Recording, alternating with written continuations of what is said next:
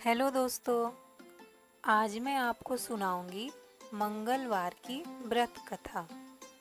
व्यास जी ने कहा, एक बार नैमिषारण्य तीर्थ में 88,000 मुनि एकत्र होकर सूत जी से पूछने लगे, हे महामुने, आपने हमें अनेक पुराणों की कथाएं सुनाई है।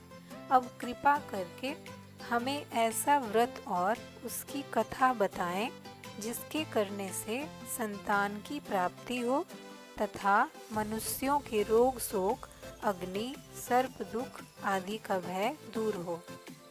कलयुग में सभी जीवों की आयु बहुत कम है।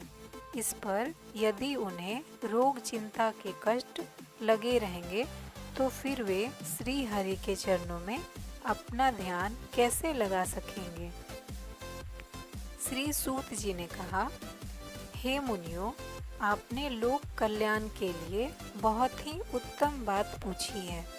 एक बार युधिष्ठिर ने भगवान श्री कृष्ण से लोक कल्याण के लिए यही प्रश्न किया था। भगवान श्री कृष्ण और युधिष्ठिर का संवाद मैं आपके सामने कहता हूँ, ध्यान देकर सुने। एक समय हस्तिनापुर की राजसभा में योगी राज श्री कृष्ण बैठे हुए थे। तब युधिष्ठिर ने भगवान श्री कृष्ण से प्रश्न किया, हे प्रभु नंद नंदन गोविंद, आपने मुझे अनेक कथाएं सुनाई हैं। आज कृपा कर कोई ऐसा व्रत या कथा सुनाए जिसके करने से मनुष्य रोग, चिंता तथा भय से मुक्त हो तथा उसे पुत्र की प्राप्ति हो। हे प्रभु, बिना पुत्र मनुष्य का जीवन व्यर्थ है, वह नरकगामी होता है। पुत्र के बिना मनुष्य पितृ ऋण से छुटकारा नहीं पा सकता और न ही वह पुण्य नामक नरक से उद्धार पा सकता है। अतः पुत्रदायक कोई व्रत बतलाएं। भगवान श्री कृष्ण ने कहा, हे राजन, मैं एक प्राचीन इतिहास सुनाता हूँ, आप उसे ध्यानपूर्वक सुने। कुंडलपुर नामक एक नगर में नंदा नामक एक महाबुद्धिमान ब्राह्मण रहता था। उसका गुजारा जैसे तैसे चल जाता, परंतु वह बहुत दुखी रहता था क्योंकि उसके कोई संतान नहीं थी। उसकी पत्नी सुनंदा पतिव्रता थी। वह भक्ति पूर्वक श्री हनुमान जी की आराधना करती थी। मंगलवार के दिन व्रत करके अंत में भोजन बनाकर हनुमान जी को भोग लगाने के बाद स्वयं भोजन करती थी। एक मंगलवार को गृह कार्य की अधिकता के कारण वह हनुमान जी को भोग न लगा सकी। इस पर उसे बहुत दुख हुआ। उसने स्वयं भी भोजन नहीं किया। प्रण किया कि अब मैं अगले मंगलवार को हनुमान जी को भोग लगाकर ही अन्न जल ग्रहण करूंगी। ब्राह्मणी सुनंदा प्रतिदिन भोजन बनाती, श्रद्धापूर्वक पति को खिलाती, परंतु स्वयं भोजन ग्रहण नहीं करती और मन ही मन श्री हनुमान जी की आराधना करती। इस प्रकार 6 दिन तक ब्राह्मणी सुनंदा अपने प्रण के अनुसार भूखी प्यासी निराहार रही, परंतु 7वें दिन मंगलवार को वह प्रातः काल ही बेहोश होकर गिर पड़ी। सुनंदा की इस असीम भक्ति से श्री हनुमान जी बहुत प्रसन्न हुए और उसके सम्मुख प्रकट होकर बोले, सुनंदा, मैं तेरी भक्ति से बहुत प्रसन्न हूँ, तू उठ और वर मांग। सुनंदा अपने आराध्य देव श्री हनुमान जी को अपने समक्ष पाकर आनंद से विह्वल हो उनके चरणों पर गिर पड़ी और कहा, हे प्रभु, मेरे कोई संतान नहीं है, कृपा करके मुझे संतान प्रदान करें। श्री हनुमान जी ने कहा, तेरी इच्छा पूर्ण होगी, तेरे यहाँ एक कन्या उत्पन्न होगी, उसके अष्टांग प्रतिदिन सोना दिया करेंगे। इस प्रकार वर देकर श्री हनुमान जी अंतर्ध्यान हो गए। ब्राह्मणी सुनंदा बहुत हर्षित हुई। उसने यह समाचार अपने पति से जाकर कहा। ब्राह्मण देव कन्या का वरदान सुनकर बहुत दुखी हुए, परंतु सोना मिलने की बात सुनी तो बहुत प्रसन्न हुए। विचार किया कि ऐसी कन्या के साथ मेरी निर्धनता भी समाप्त हो जाएगी। श्री हनुमान जी की कृपा से वह ब्राह्मणी गर्भवती हुई और 10वें महीने में उसने एक सुंदर कन्या को जन्म दिया। यह कन्या अपने पिता के घर में ठीक उसी तरह से बढ़ने लगी जिस प्रकार शुक्ल पक्ष का चंद्रमा बढ़ता है। 10वें दिन ब्राह्मण ने उस बालिका का नामकरण संस्कार कराया। उसके कुल पुरोहित ने उस बालिका का नाम रत्नबाला रखा। इस कन्या ने पूर्व जन्म में विधि विधान से मंगल देव का व्रत किया था। रत्नबाला का अष्टांग प्रतिदिन बहुत सा सोना देता था। उस सोने से नंदा ब्राह्मण बहुत धनवान हो गया। ब्राह्मणी सुनंदा भी बहुत अभिमानी हो गई। समय बीतने के साथ रत्नबाला 10 वर्ष की हो चुकी थी। एक दिन सुनंदा ने नंदा ब्राह्मण से कहा, हमारी पुत्री रत्नबाला विवाह योग्य हो गई है, अतः कोई सुंदर तथा योग्य वर देखकर उसका विवाह कर दें। यह सुनकर नंदा ब्राह्मण बोला, अभी तो रत्नबाला बहुत छोटी है। तब ब्राह्मणी ने कहा, शास्त्रों की आज्ञा है कि कन्या 8वें वर्ष में गौरी, 9वें वर्ष में रोहिणी, 10वें वर्ष में कन्या, इसके पश्चात रजस्वला हो जाती है। गौरी के दान से पाताल लोक, रोहिणी के दान से वैकुंठ लोक, कन्या के दान से इंद्रलोक में सुखों की प्राप्ति होती है। हे पतिदेव, अगर रजस्वला का दान किया जाता है तो घोर नरक की प्राप्ति होती है। इस पर नंदा ब्राह्मण ने कहा, अभी तो रत्नबाला 10 वर्ष की ही है। मैंने तो 16-16 साल की कन्याओं का विवाह कराए हैं, अभी जल्दी क्या है। ब्राह्मणी सुनंदा ने कहा, आपको लोभ हो गया है। अगर 11वें वर्ष में कन्या का विवाह नहीं होता है तो उसके मासिक धर्म के रक्त का पिता और बड़े भ्राता को पान करना पड़ता है।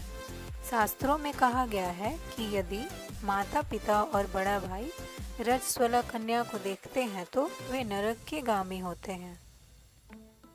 नंदा ब्राह्मण ने कहा, ठीक है, मैं कल योग्य वर की तलाश में अपना दूत भेज दूंगा। दूसरे दिन ब्राह्मण ने दूत को बुलाया और कहा, मेरी कन्या जैसी सुंदर है वैसा ही सुंदर वर उसके लिए तलाश करो। दूत स्वामी की आज्ञा पाकर वर खोजने के लिए चल पड़ा। अनेक नगर घूमने के बाद उसने पंपई नगर में एक सुंदर ब्राह्मण युवक को देखा।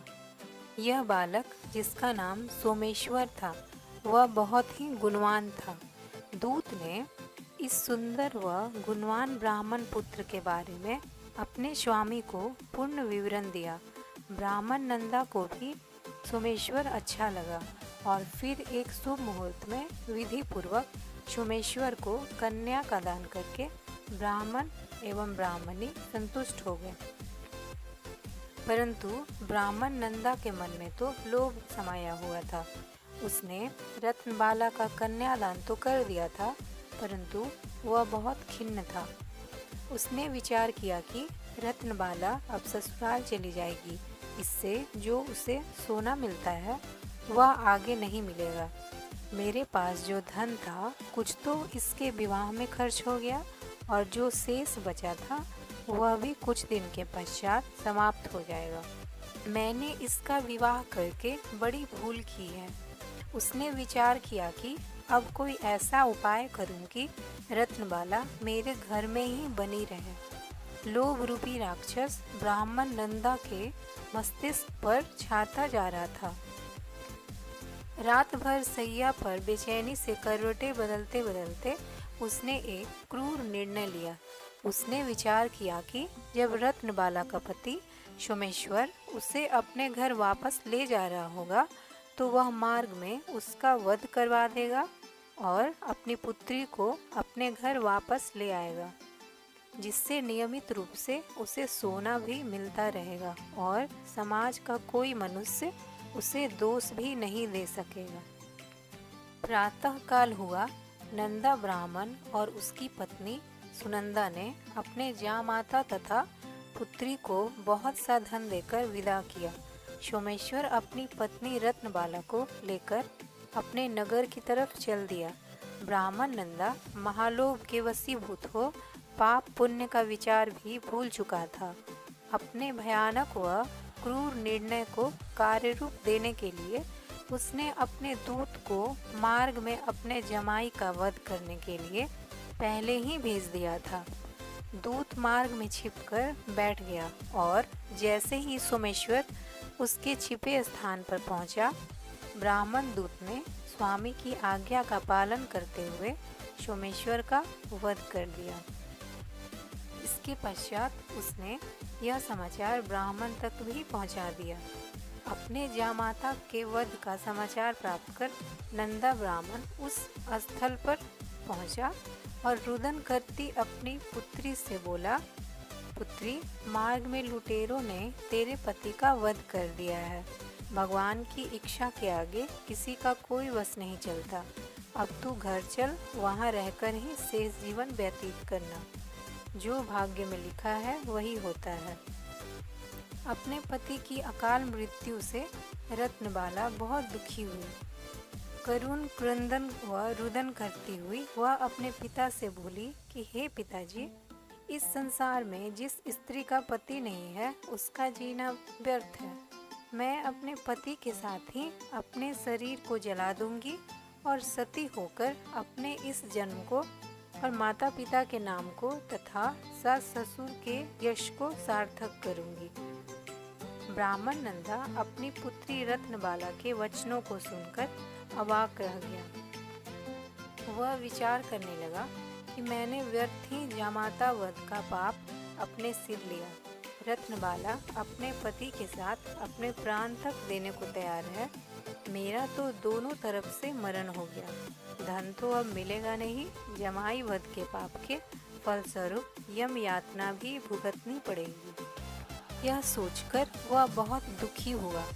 सोमेश्वर की चिता रचाई गई। रत्नबाला सती होने की इच्छा से पति का सिर अपने गोद में रखकर चिता में बैठ गई। जैसे ही सोमेश्वर की चिता में आग लगाई गई, वैसे ही प्रसन्न हो मंगलदेव वहां प्रकट हुए और बोले, हे रत्नबाला, मैं तेरी भक्ति से बहुत प्रसन्न हूँ, तू वर मांग। रत्नबाला ने अपने पति का जीवन दान मांगा। मंगलदेव बोले, रत्नबाला, तेरा पति अजर अमर है, यह बड़ा विद्वान भी होगा। इसके अतिरिक्त तेरी जो इच्छा हो वह वर मांग।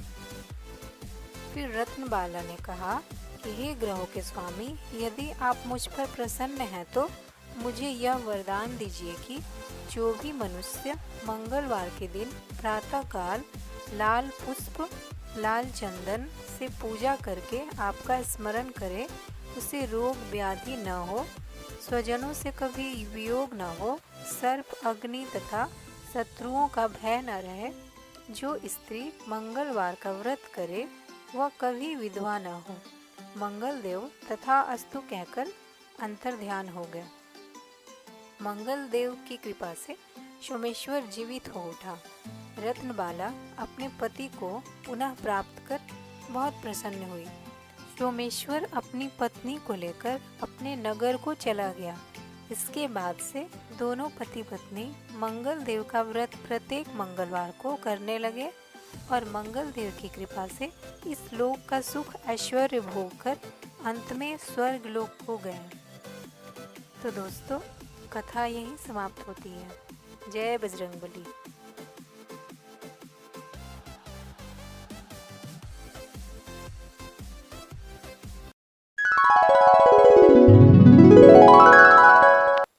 हेलो दोस्तों, आज हम सुनेंगे अनंत चतुर्दशी की पौराणिक व्रत कथा। बहुत समय पहले एक सुमंतु नाम के ऋषि रहा करते थे। ऋषि सुमंतु की एक बेटी थी जिसका नाम शीला था। जब उनकी बेटी शीला बड़ी हुई तब ऋषि सुमंतु ने उसका विवाह कौंडिन्य मुनि से करा दिया। ऋषि सुमंतु की बेटी ने एक बार अनंत चतुर्दशी का व्रत किया था, जिसके फलस्वरूप उसके जीवन में सुख समृद्धि आ गई थी और उसे कभी धन की कमी नहीं हुई। लेकिन एक दिन कौंडिन्य मुनि ने गुस्से में आकर अपनी पत्नी शीला के हाथ में बंधे हुए अनंत सूत्र को तोड़ दिया। यह सूत्र तोड़ने के बाद उन्होंने इसे आग में डाल दिया। जैसे ही मुनि ने ऐसा किया, वैसे ही उनके जीवन में अंधकार छा गया। यह सब देखकर मुनि काफ़ी परेशान हो गए और उन्हें अपने किए का पछतावा होने लगा। जीवन में इतनी सारी परेशानियां आने की वजह से मुनि काफ़ी परेशान रहने लगे। ऐसे में एक दिन विष्णु भगवान ने बूढ़े ब्राह्मण के रूप में मुनि को दर्शन दिए। मुनि से मिलने के बाद विष्णु भगवान उन्हें अनंत व्रत के बारे में बताए, जिसके बाद मुनि ने अपनी पत्नी शीला के साथ यह व्रत किया और इसके प्रभाव से एक बार फिर उनका जीवन खुशियों से भर गया। बोलिए विष्णु भगवान की जय।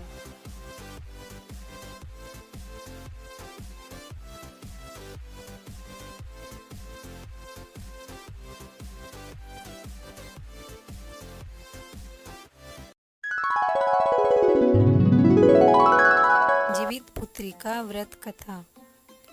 एक बार नैमिषारण्य के निवासी ऋषियों ने संसार के कल्याणार्थ सूत जी से पूछा, हे सूत, कराल कलिकाल में लोगों के बालक किस तरह दीर्घायु होंगे, सो कहिए।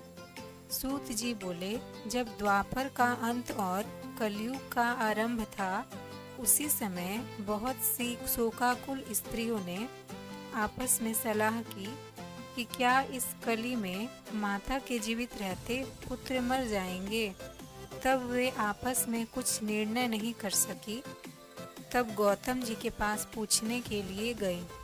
जब उनके पास पहुंची तो उस समय गौतम जी आनंद के साथ बैठे थे। उनके सामने जाकर उन्होंने मस्तक झुकाकर प्रणाम किया। तदंतर स्त्रियों ने पूछा, हे प्रभु, इस कलयुग में लोगों के पुत्र किस तरह जीवित रहेंगे? इसके लिए कोई व्रत या तप हो तो कृपया करके बताइए। इस तरह उनकी बात सुनकर गौतम जी बोले, आपसे मैं वही बात कहूँगा जो मैंने पहले से सुन रखा है।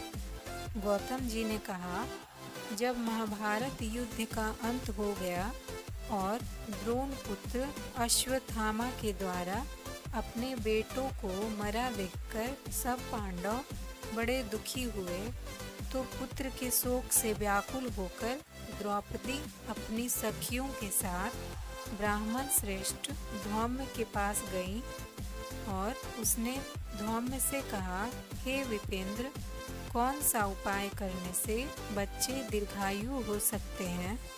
कृपा करके ठीक ठीक कहिए।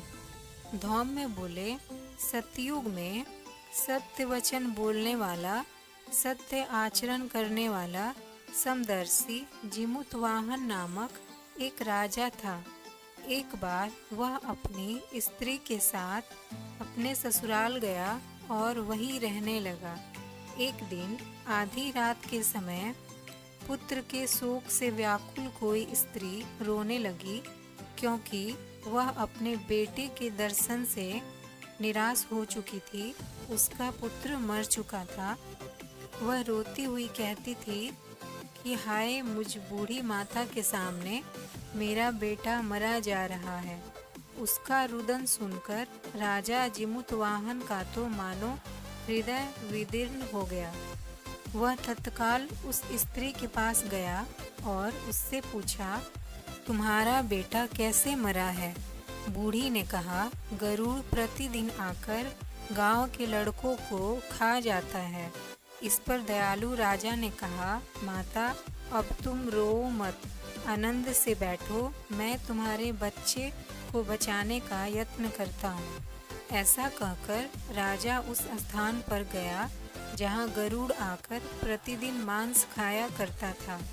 उसी समय गरुड़ भी उस पर टूट पड़ा और मांस खाने लगा। अब अतिशय तेजस्वी गरुड़ ने राजा का बायां अंग खा लिया तो झटपट राजा ने अपना दाहिना अंग फेर कर गरुड़ के सामने रख दिया।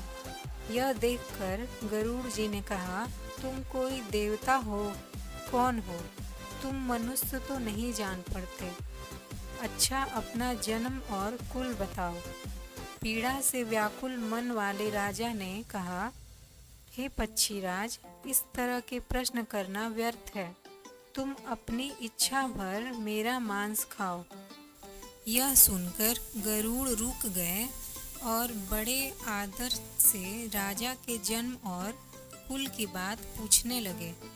राजा ने कहा, मेरी माता का नाम है सैप्या और मेरे पिता का नाम शालिवाहन है। सूर्यवंश में मेरा जन्म हुआ है और जीमूतवाहन मेरा नाम है। राजा की दयालुता देखकर गरुड़ ने कहा, हे महाभाग, तुम्हारे मन में जो अभिलाषा हो वह वर मांगो। राजा ने कहा, हे पक्षीराज, यदि आप मुझे वर दे रहे हैं तो वर दीजिए कि आपने अब तक जिन प्राणियों को खाया है वे सब जीवित हो जाएं। हे स्वामिन, अब से आप यहाँ बालकों को न खाएं और कोई ऐसा उपाय करें कि जहाँ जो उत्पन्न हो वे लोग बहुत दिनों तक जीवित रहें। धौम्य ने कहा कि पक्षीराज गरुड़ राजा को वरदान देकर स्वयं अमृत के लिए नागलोक चले गए। वहाँ से अमृत लाकर उन्होंने उन मरे मनुष्यों की हड्डियों पर बरसाया। ऐसा करने से सब लोग जीवित हो गए जिनको कि पहले गरुड़ ने खाया था। राजा के त्याग और गरुड़ की कृपा से वहाँ वालों का बहुत कष्ट दूर हो गया। उस समय राजा के शरीर की शोभा दूनी हो गई थी। राजा की दयालुता देखकर गरुड़ ने फिर कहा, मैं संसार के कल्याणार्थ एक और वरदान दूंगा। आज आश्विन कृष्ण सप्तमी से रहित शुभ अष्टमी तिथि है। आज ही तुमने यहाँ की प्रजा को जीवन दान दिया है। हे वत्स, अब से यह दिन ब्रह्म भाव हो गया है, जो मूर्ति भेद से विविध नामों से विख्यात है। वही त्रैलोक्य से पूजित दुर्गा अमृत प्राप्त करने के अर्थ में जीवित पुत्रिका कहलाई है। सो इस तिथि को जो स्त्रियां उस जीवित पुत्रिका की और कुश की आकृति बनाकर तुम्हारी पूजा करेंगी तो दिनों दिन उनका सौभाग्य बढ़ेगा और वंश की भी बढ़ती होती रहेगी। हे महाभाग, इस विषय में विचार करने की भी आवश्यकता नहीं है। हे राजन, सप्तमी से रहित उदया तिथि की अष्टमी को व्रत करें। यानी सप्तमी विद अष्टमी जिस दिन हो उस दिन व्रत न कर शुद्ध अष्टमी को व्रत करें और नवमी में पारण करें। यदि इस पर ध्यान न दिया गया तो फल नष्ट हो ही जाएगा और सौभाग्य तो अवश्य नष्ट हो जाएगा। जीमूतवाहन को इस तरह का वरदान देकर गरुड़ वैकुंठ धाम को चले गए और राजा भी अपनी पत्नी के साथ अपने नगर को वापस चले आए। धौम्य द्रौपदी से कहते हैं कि हे देवी, मैंने यह अतिशय दुर्लभ व्रत तुमको बताया है। इस व्रत को करने से बच्चे दीर्घायु होते हैं। हे देवी, तुम भी पूर्वोक्त विधि से यह व्रत और दुर्गा जी का पूजन करो तो तुम्हें अभिलषित फल प्राप्त होगा। मुनिराज धौम्य की बात सुनकर द्रौपदी के हृदय में एक प्रकार का कौतूहल उत्पन्न हुआ और पूर्ववासिनी स्त्रियों को बुलाकर उनके साथ यह उत्तम व्रत किया। गौतम ने कहा, यह व्रत और इसके प्रभाव को किसी एक चील ने सुन लिया और अपनी सखी सियारिन को बतलाया। इसके बाद पीपल वृक्ष की शाखा पर बैठकर उस चील ने और उस वृक्ष के खोते में बैठकर सियारिन ने भी व्रत किया।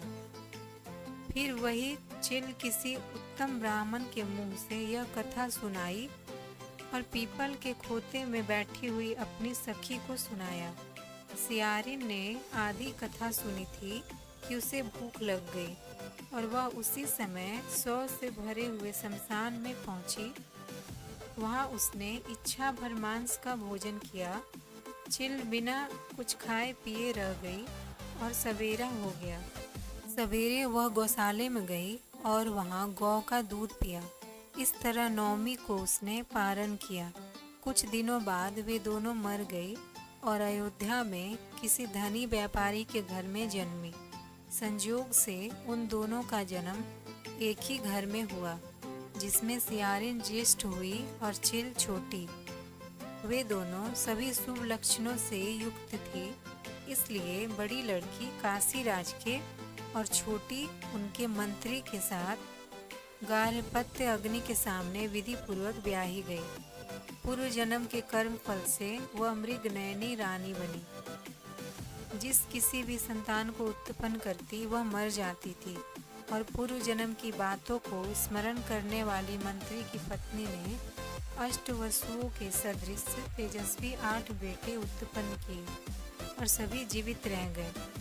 अपनी बहन के पुत्रों को जीवित देखकर ईर्ष्यावश राजपत्नी ने अपने स्वामी से कहा कि यदि तुम मुझे जीवित रखना चाहते हो तो इस मंत्री के पुत्रों को उसी जगह भेज दो जहां मेरे बेटे गए हैं, अर्थात इन्हें मार डालो।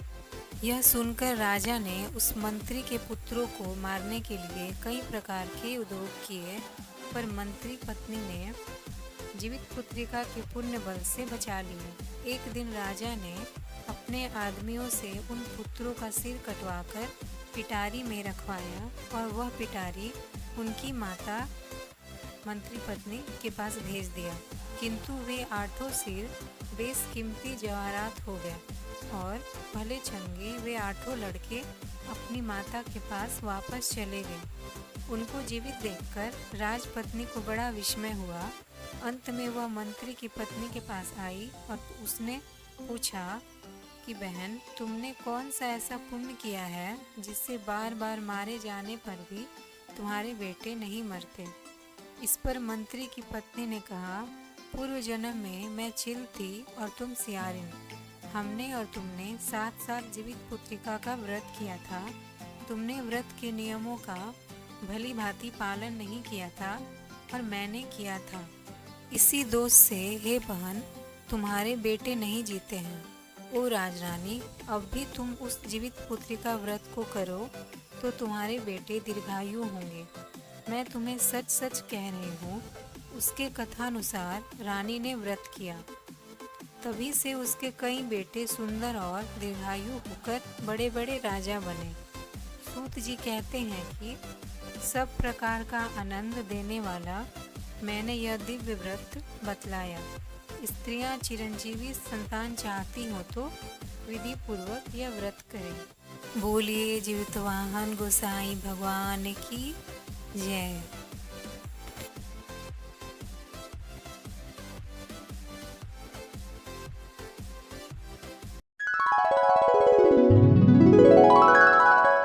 हेलो दोस्तों, आज हम सुनेंगे बृहस्पतिवार की व्रत कथा। प्राचीन समय की बात है। भारत में एक राजा राज्य करता था। वह बड़ा प्रतापी तथा दानी था। वह नित्य प्रति मंदिर में भगवत दर्शन करने जाता था। वह ब्राह्मण और गुरु की सेवा किया करता था। उसके द्वार से कोई भी याचक निराश होकर नहीं लौटता था। वह प्रत्येक गुरुवार को व्रत रखता एवं पूजा करता था। हर दिन गरीबों की सहायता करता था, परंतु यह सब बातें उसकी रानी को अच्छी नहीं लगती थी। वह न व्रत करती और न किसी को एक भी पैसा दान में देती थी। वह राजा से भी ऐसा करने को मना किया करती थी। एक समय की बात है, राजा शिकार खेलने वन को चले गए। घर पर रानी और दासी थी। उस समय गुरु बृहस्पति साधु का रूप धारण कर राजा के दरवाजे पर भिक्षा मांगने आए। साधु ने रानी से भिक्षा मांगी तो वह कहने लगी, हे साधु महाराज, मैं इस दान और पुण्य से तंग आ गई हूँ। इस कार्य के लिए तो मेरे पति देव ही बहुत हैं। अब आप ऐसी कृपा करें कि सारा धन नष्ट हो जाए तथा मैं आराम से रह सकूं। साधु रूपी बृहस्पति देव ने कहा, हे देवी, तुम बड़ी विचित्र हो। संतान और धन से कोई दुखी नहीं होता है, इसको सभी चाहते हैं। पापी भी पुत्र और धन की इच्छा करता है। अगर तुम्हारे पास धन अधिक है तो भूखे मनुष्यों को भोजन कराओ, प्याऊ लगवाओ, ब्राह्मणों को दान दो, धर्मशालाएं बनवाओ, कुआं, तालाब, बावड़ी, बाग, बगीचे आदि का निर्माण कराओ तथा निर्धनों की कुंवारी कन्याओं का विवाह कराओ, साथ ही यज्ञ आदि करो। इस प्रकार के कर्मों से आपके कुल का और आपका नाम परलोक में सार्थक होगा एवं स्वर्ग की प्राप्ति होगी। परंतु रानी साधु की इन बातों से खुश नहीं हुई। उसने कहा, हे साधु महाराज, मुझे ऐसे धन की आवश्यकता नहीं जिसको मैं अन्य लोगों को दान दूं तथा जिसको रखने और संभालने में ही मेरा सारा समय नष्ट हो जाए। साधु ने कहा, हे देवी, यदि तुम्हारी ऐसी ही इच्छा है तो जैसा मैं तुम्हें बताता हूँ तुम वैसा ही करना। बृहस्पतिवार के दिन घर को गोबर से लिपना, अपने केसों को पीली मिट्टी से धोना, केसों को धोते समय स्नान करना, राजा से कहना वह हजामत करवाए, भोजन में मांस मदिरा खाना, कपड़ा धोबी के यहाँ धुलने देना। इस प्रकार 7 बृहस्पतिवार करने से तुम्हारा धन नष्ट हो जाएगा। यह कहकर साधु महाराज रूपी बृहस्पति देव अंतर्धान हो गए। रानी ने साधु के कहने के अनुसार 7 बृहस्पतिवार तक वैसा ही करने का विचार किया। साधु के बताए अनुसार कार्य करते हुए केवल 3 बृहस्पतिवार ही बीते थे कि उसकी समस्त धन संपत्ति नष्ट हो गई। भोजन के लिए दोनों समय परिवार तरसने लगा तथा सांसारिक भोगों से दुखी रहने लगा। तब वह राजा रानी से कहने लगा कि हे रानी, तुम यहाँ पर रहो, मैं दूसरे देश को जाता हूँ, क्योंकि यहाँ पर मुझे सभी मनुष्य जानते हैं, इसलिए मैं यहाँ कोई कार्य नहीं कर सकता। मैं अब परदेश जा रहा हूँ, वहाँ कोई काम धंधा करूँगा, शायद हमारे भाग्य बदल जाए। ऐसा कहकर राजा परदेश चला गया। वह वहाँ जंगल से लकड़ी काट कर लाता और शहर में बेचता। इस तरह जीवन व्यतीत करने लगा। इधर राजा के बिना रानी और दासियाँ दुखी रहने लगी। किसी दिन भोजन मिलता तो किसी दिन जल पीकर ही रह जाती। एक समय रानी और दासियों को 7 दिन बिना भोजन के व्यतीत करना पड़ा। तो रानी ने अपनी दासी से कहा कि हे दासी, यहाँ पास ही के नगर में मेरी बहन रहती है, वह बड़ी धनवान है, तू उसके पास जा और वहाँ से 5 सेर बेझर मांगकर ले आ, जिससे कुछ समय के लिए गुजर हो जाएगा। दासी रानी की बहन के पास गई। रानी की बहन उस समय पूजा कर रही थी। बृहस्पतिवार का दिन था। दासी ने रानी की बहन से कहा, हे रानी, मुझे आपकी बहन ने भेजा है, मुझे 5 सेर बेझर दे दो। दासी ने यह बात अनेक बार कही, परंतु रानी की बहन ने कोई उत्तर नहीं दिया, क्योंकि वह उस समय बृहस्पतिवार की कथा सुन रही थी। जब दासी को रानी की बहन से कोई उत्तर नहीं मिला तो वह बहुत दुखी हुई। उसे क्रोध भी आया। वह लौटकर रानी से बोली कि हे रानी, आपकी बहन तो बहुत ही घमंडी है, वह छोटे लोगों से बात भी नहीं करती। मैंने उससे कहा तो उसने कोई उत्तर नहीं दिया। मैं वापस चली आई। रानी बोली कि हे दासी, इसमें उसका कोई दोष नहीं है। जब बुरे दिन आते हैं तब कोई सहारा नहीं देता। अच्छे बुरे का पता विपत्ति में ही लगता है। जो ईश्वर की इच्छा होगी वही होगा। यह सब हमारे भाग्य का दोष है। उधर रानी की बहन ने सोचा कि मेरी बहन की दासी आई थी, परंतु मैं उससे नहीं बोली, इससे वह बहुत दुखी हुई होगी। अतः कथा सुन और विष्णु भगवान का पूजन समाप्त कर वह अपनी बहन के घर आई और कहने लगी कि हे बहन, मैं बृहस्पतिवार का व्रत कर रही थी। तुम्हारी दासी हमारे घर गई थी, परंतु जब तक कथा होती है तब तक हम न उठते हैं और न बोलते हैं, इसलिए मैं नहीं बोली। कहो दासी क्यों गई थी? रानी बोली कि बहन, हमारे घर अनाज नहीं था। वैसे तुमसे कोई बात छिपी नहीं है, इस कारण मैंने दासी को तुम्हारे पास 5 सेर बेझर लेने के लिए भेजा था। रानी की बहन बोली, बहन देखो, बृहस्पति भगवान सबकी मनोकामना पूर्ण करते हैं। देखो शायद तुम्हारे घर में अनाज रखा हो। यह सुनकर दासी घर के अंदर गई तो वहां उसे एक घड़ा बेझर का भरा मिल गया। उससे बड़ी हैरानी हुई, क्योंकि उसने एक एक बर्तन देख लिया था। उसने बाहर आकर रानी को बताया। दासी अपनी रानी से कहने लगी, हे रानी, देखो, वैसे हमको जब अन्न नहीं मिलता है तो हम रोज ही व्रत करते हैं। अगर इनसे व्रत की विधि और कथा पूछ ली जाए तो उसे हम भी किया करेंगे। दासी के कहने पर रानी ने अपनी बहन से बृहस्पतिवार व्रत के बारे में पूछा।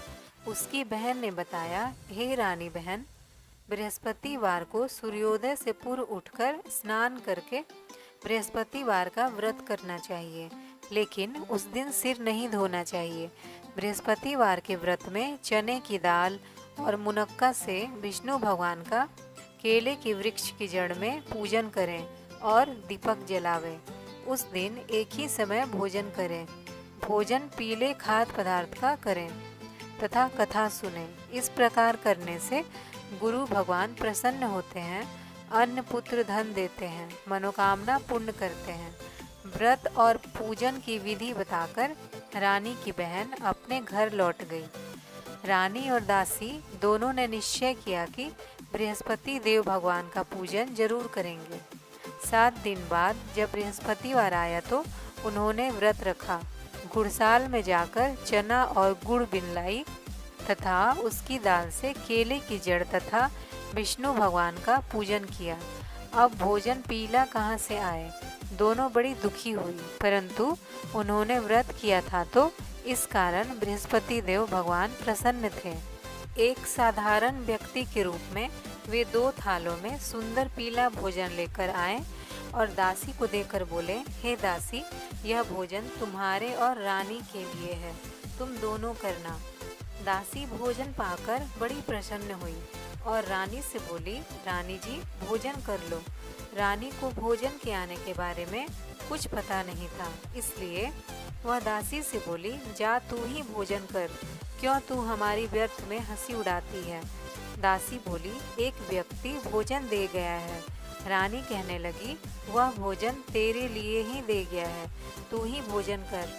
दासी ने कहा, वह व्यक्ति हम दोनों के लिए 2 थालों में भोजन दे गया है, इसलिए मैं और आप दोनों ही साथ साथ भोजन करेंगी। दोनों ने गुरु भगवान को नमस्कार कर भोजन प्रारंभ किया। उसके बाद से वे प्रत्येक बृहस्पतिवार को गुरु भगवान का व्रत और पूजन करने लगी। बृहस्पति भगवान की कृपा से उनके पास धन हो गया, परंतु रानी फिर पहले की तरह आलस्य करने लगी। तब दासी बोली कि देखो रानी, तुम पहले भी इस प्रकार आलस्य करती थी। तुम्हें धन के रखने में कष्ट होता था, इस कारण सभी धन नष्ट हो गया। अब गुरु भगवान की कृपा से धन मिला है तो फिर तुम्हें आलस्य होता है। बड़ी मुसीबतों के बाद तो हमने यह धन पाया है, इसलिए हमें दान पुण्य करना चाहिए। तुम भूखे मनुष्यों को भोजन कराओ, प्याऊ लगवाओ, ब्राह्मणों को दान दो, कुआं, तालाब, बावड़ी आदि का निर्माण कराओ, मंदिर पाठशाला बनवाकर दान दो, कुंवारी कन्याओं का विवाह करवाओ, धन को शुभ कार्यों में खर्च करो, जिससे तुम्हारे कुल का यश बढ़े तथा स्वर्ग प्राप्त हो और पितृ प्रसन्न हो। दासी की बात मानकर रानी ने इस प्रकार के कर्म करने प्रारंभ किए, जिससे उनका काफी यश फैलने लगा। एक दिन रानी और दासी आपस में विचार करने लगी कि न जाने राजा किस दशा में होंगे, उनकी कोई खोज खबर नहीं है। गुरु भगवान से उन्होंने प्रार्थना की और भगवान ने रात्रि में राजा को स्वप्न में कहा, हे राजा उठ, तेरी रानी तुझको याद करती है, अब अपने देश को लौट जा। राजा प्रातःकाल उठा, जंगल से लकड़ियां काटकर लाने के लिए जंगल की ओर चल पड़ा। जंगल से गुजरते हुए वह सोचने लगा, रानी की गलती से उसे कितने दुख भोगने पड़े। राजपाट छोड़कर उसे जंगल में आकर रहना पड़ा। जंगल से लकड़ियां काटकर उन्हें बेचकर गुजारा करना पड़ा। उसी समय उस जंगल में बृहस्पति देव एक साधु का रूप धारण कर आए और राजा के पास आकर बोले, हे लकड़हारे, तुम इस सुनसान जंगल में किस चिंता में बैठे हो, मुझे बतलाओ। यह सुन राजा के नेत्रों में जल भर आया और साधु की वंदना कर बोला, हे प्रभु, आप सब कुछ जानने वाले हैं। इतना कहकर राजा ने साधु को अपनी संपूर्ण कहानी सुना दी। महात्मा दयालु होते हैं। वे राजा से बोले कि हे राजा, तुम्हारी पत्नी ने बृहस्पति देव के प्रति अपराध किया था, जिसके कारण तुम्हारी यह दशा हुई। अब तुम किसी प्रकार की चिंता मत करो, भगवान तुम्हें पहले से अधिक धन देंगे। देखो, तुम्हारी पत्नी ने बृहस्पतिवार का व्रत करना प्रारंभ कर दिया है। अब तुम भी बृहस्पतिवार का व्रत करके चने की दाल व गुड़ जल के लोटे में डालकर केले का पूजन करो। फिर कथा कहो या सुनो, भगवान तुम्हारी सब कामनाओं को पूर्ण करेंगे। साधु को प्रसन्न देखकर राजा बोला, हे प्रभु, मुझे लकड़ी बेचकर इतना पैसा भी नहीं बचता जिससे भोजन करने के उपरांत कुछ बचा सकूं। मैंने रात्रि में अपनी रानी को व्याकुल देखा है। मेरे पास कोई साधन नहीं जिससे समाचार जान सकूं। फिर मैं बृहस्पति देव की क्या कहानी कहूँ, मुझको तो कुछ भी मालूम नहीं है। साधु ने कहा, हे राजा, तुम किसी बात की चिंता मत करो। बृहस्पतिवार के दिन तुम रोजाना की तरह लकड़ियाँ लेकर शहर में जाओ। तुम्हें रोज से दोगुना धन प्राप्त होगा, जिससे तुम भली भांति भोजन कर लोगे तथा बृहस्पति देव की पूजा का सामान भी आ जाएगा। बृहस्पति देव की कथा इस प्रकार है। प्राचीन काल में एक बहुत ही निर्धन ब्राह्मण था। उसके कोई संतान नहीं थी। वह नित्य पूजा पाठ करता, परंतु उसकी स्त्री बहुत मलिनता के साथ रहती थी। वह न स्नान करती और न किसी देवता का पूजन करती। प्रातः काल उठते ही सर्वप्रथम भोजन करती, बाद में कोई अन्य कार्य करती। ब्राह्मण देवता बहुत दुखी रहते थे। पत्नी को बहुत समझाते, किंतु उसका कोई परिणाम न निकलता। भगवान की कृपा से ब्राह्मण की स्त्री की कन्या उत्पन्न हुई। वह कन्या अपने पिता के घर में बड़ी होने लगी। वह बालिका प्रातः स्नान करके भगवान विष्णु का जप करती। वह बचपन से ही बृहस्पतिवार का व्रत भी करने लगी। पूजा पाठ समाप्त कर स्कूल जाती तो अपनी मुट्ठी में जौ भरकर ले जाती और पाठशाला जाने के मार्ग में डालती जाती। वही जौ स्वर्ण के हो जाते तो लौटते समय उनको बिनकर घर ले आती। एक दिन वह बालिका सूप में उन सोने के जौ को फटककर साफ कर रही थी, तो उसकी माँ ने देख लिया और कहा कि हे बेटी, सोने के जौ को फटकने के लिए तो सोने का सूप होना चाहिए। दूसरे दिन गुरुवार था। इस कन्या ने व्रत रखा और बृहस्पति देव से प्रार्थना करके कहा कि हे प्रभु, यदि मैंने सच्चे मन से आपकी पूजा की हो तो मुझे सोने का सूप दे दो। बृहस्पति देव ने उसकी प्रार्थना स्वीकार कर ली। रोजाना की तरह वह कन्या जौ फैलाती हुई स्कूल चली गई। स्कूल से लौटकर जब वह जौ बीन रही थी तो बृहस्पति देव की कृपा से उसे सोने का सूप मिला। उसे वह घर ले आई और उससे जौ साफ करने लगी, परंतु उसकी माँ का वही ढंग रहा। एक दिन की बात है, वह कन्या सोने के सूप में जौ साफ कर रही थी। उस समय उस नगर का राजकुमार वहां से होकर निकला। इस कन्या के रूप और सोने के सूप में जौ को साफ करते देखकर वह उस कन्या पर मोहित हो गया। राजमहल आकर वह भोजन तथा जल त्याग कर उदास होकर लेट गया। राजा को जब राजकुमार द्वारा अन्न जल त्यागने का समाचार ज्ञात हुआ तो अपने मंत्रियों के साथ वह अपने पुत्र के पास गए और बोले कि हे बेटा, तुम्हें किस बात का कष्ट है? किसी ने अपमान किया है अथवा कोई और कारण है? मुझे बताओ, मैं वही करूँगा जिससे तुम्हें प्रसन्नता हो। राजकुमार ने अपने पिता की बातें सुनी तो वह बोला, मुझे आपकी कृपा से किसी बात का दुख नहीं है। किसी ने मेरा अपमान नहीं किया है, परंतु मैं उस लड़की के साथ विवाह करना चाहता हूँ जो सोने के सूप में जौ साफ कर रही थी। यह सुन राजा आश्चर्य में पड़ गया और बोला कि हे बेटा, इस तरह की कन्या का पता तुम ही लगाओ, मैं उसके साथ तुम्हारा विवाह अवश्य करवा दूंगा। राजकुमार ने राजा को उस लड़की के घर का पता बतलाया। मंत्री उस लड़की के घर गया और राजा का आदेश ब्राह्मण को सुनाया। कुछ ही दिन बाद ब्राह्मण की कन्या का विवाह राजकुमार के साथ संपन्न हो गया। कन्या के घर से जाते ही उस ब्राह्मण देवता के घर में पहले की भांति गरीबी का निवास हो गया। अब भोजन के लिए भी अन्न बड़ी मुश्किल से मिलता था। एक दिन दुखी होकर ब्राह्मण अपनी पुत्री से मिलने गया। बेटी ने पिता की दुखी अवस्था को देखा और अपनी माँ का समाचार पूछा। ब्राह्मण ने सभी हाल कहा। कन्या ने बहुत सा धन देकर अपने पिता को विदा कर दिया। इस तरह ब्राह्मण का कुछ समय सुखपूर्वक व्यतीत हुआ, लेकिन कुछ दिन बाद फिर वही हाल हो गया। ब्राह्मण फिर अपनी कन्या के यहाँ गया और सभी हाल कहा तो पुत्री बोली, हे पिताजी, आप माता जी को यहाँ लिवा लाओ, मैं उन्हें यह विधि बता दूंगी जिससे गरीबी दूर हो जाए। ब्राह्मण देवता अपनी स्त्री को साथ लेकर अपनी पुत्री के पास राजमहल पहुँचे तो पुत्री अपनी माँ को समझाने लगी कि हे माँ, तुम प्रातः काल उठकर प्रथम स्नान आदि करके विष्णु भगवान का पूजन करो तो सब दरिद्रता दूर हो जाएगी। परंतु उसकी माँ ने उसकी एक बात भी नहीं मानी। वह प्रातःकाल उठकर अपनी पुत्री का बचा जूठन खा लेती थी। एक दिन उसकी पुत्री को बहुत गुस्सा आया। उसने एक रात एक कोठरी से सारा सामान निकाल दिया और अपनी माँ को उसमें बंद कर दिया। प्रातः उसमें से उसे निकाला और स्नानादि करा के पूजा पाठ करवाया तो उसकी माँ की बुद्धि भी ठीक हो गई। इसके बाद वह नियम से पूजा पाठ करती और प्रत्येक बृहस्पतिवार को व्रत रखने लगी। इस व्रत के प्रभाव से उसकी माँ भी बहुत धनवान हो गई और बृहस्पति देवता के प्रभाव से स्वर्ग हो गई। वह ब्राह्मण भी सुखपूर्वक इस लोक का सुख भोगकर स्वर्ग को प्राप्त हुआ। इस तरह कहानी कहकर साधु देवता वहाँ से लोप हो गए।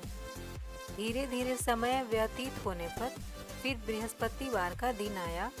राजा जंगल से लकड़ी काटकर किसी शहर में बेचने गया। उसे उस दिन और दिनों से अधिक धन मिला। राजा ने चना गुड़ आदि लाकर बृहस्पतिवार का व्रत किया।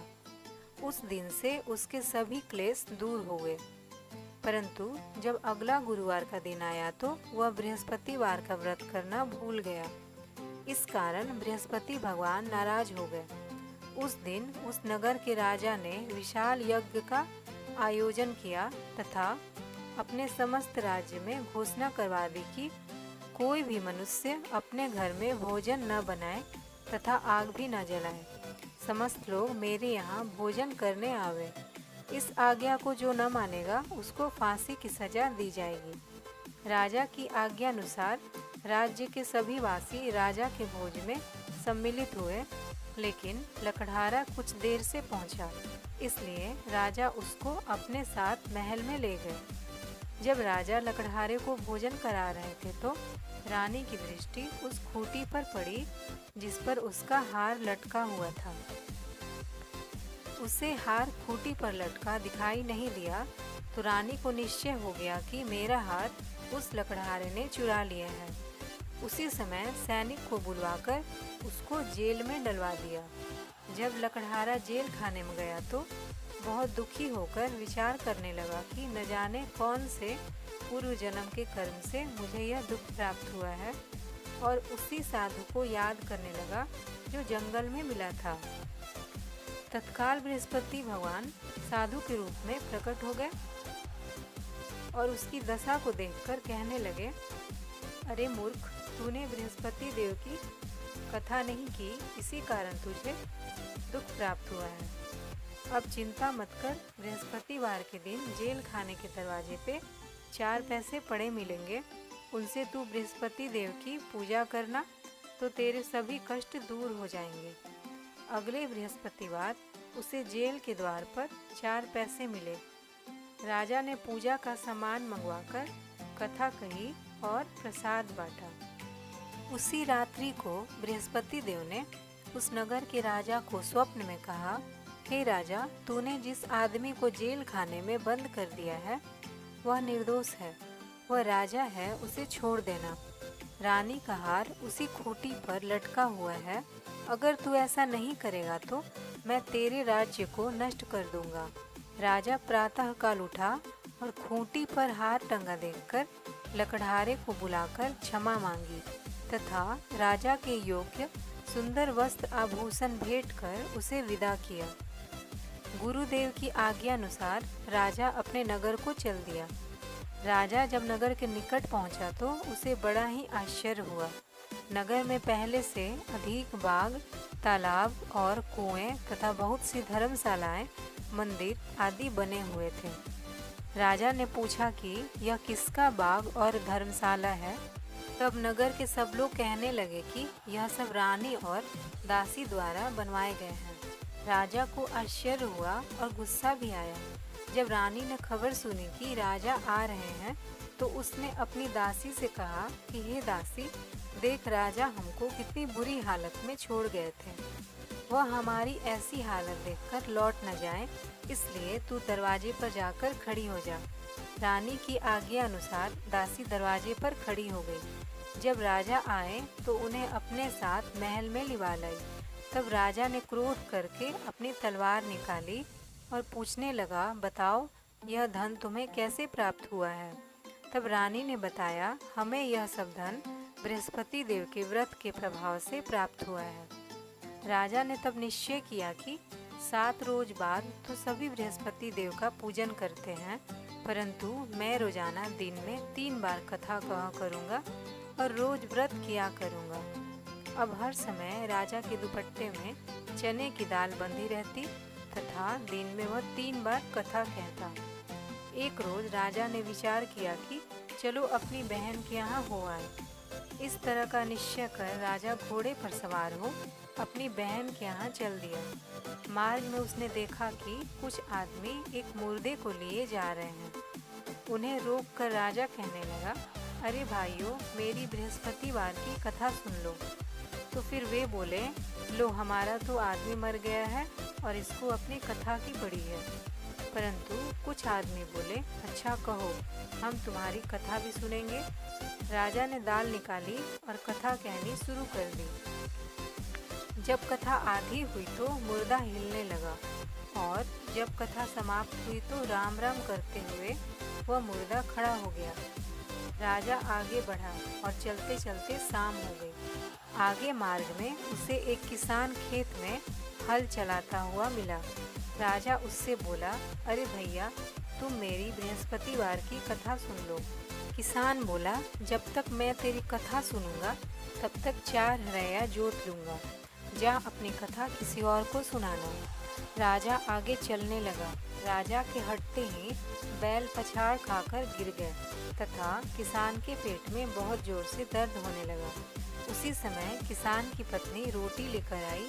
उसने जब यह देखा तो अपने पुत्र से सब हाल पूछा।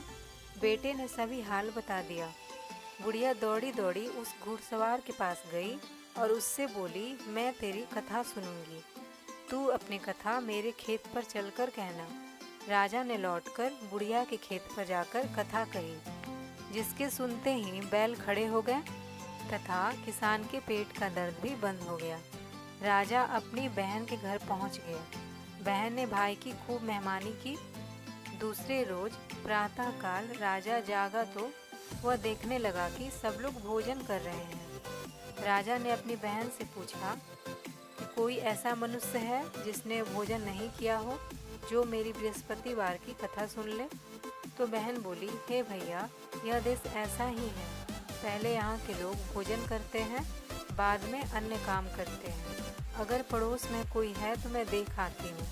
ऐसा कहकर बहन देखने चली, परंतु उसे कोई भी ऐसा व्यक्ति नहीं मिला जिसने भोजन न किया हो। फिर वह एक कुम्हार के घर गई जिसका लड़का बीमार था। उसे मालूम हुआ कि उसके यहाँ 3 दिन से किसी ने भोजन नहीं किया है। रानी ने अपने भाई की कथा सुनने के लिए कुम्हार से कहा। वह तैयार हो गया। राजा ने जाकर बृहस्पतिवार की कथा कही, जिसको सुनकर उसका लड़का ठीक हो गया। अब तो राजा की प्रशंसा होने लगी। एक दिन राजा ने अपनी बहन से कहा, हे बहन, मैं अपने घर जाऊंगा, तुम भी तैयार हो जाओ। राजा की बहन ने अपनी सास से अपने भाई के साथ जाने की आज्ञा मांगी। सास बोली, चली जा, परंतु अपने लड़कों को मत ले जाना, क्योंकि तेरे भाई को कोई संतान नहीं होती है। बहन ने अपने भाई से कहा, हे भैया, मैं तो चलूंगी, परंतु कोई बालक नहीं जाएगा। राजा ने कहा, जब कोई बालक नहीं चलेगा तब तुम जाकर ही क्या करोगी?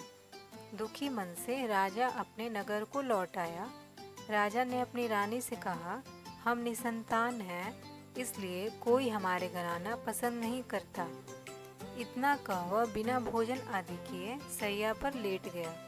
रानी बोली, हे प्रभु, बृहस्पति देव ने हमें सब कुछ दिया है, वे हमें संतान भी अवश्य देंगे।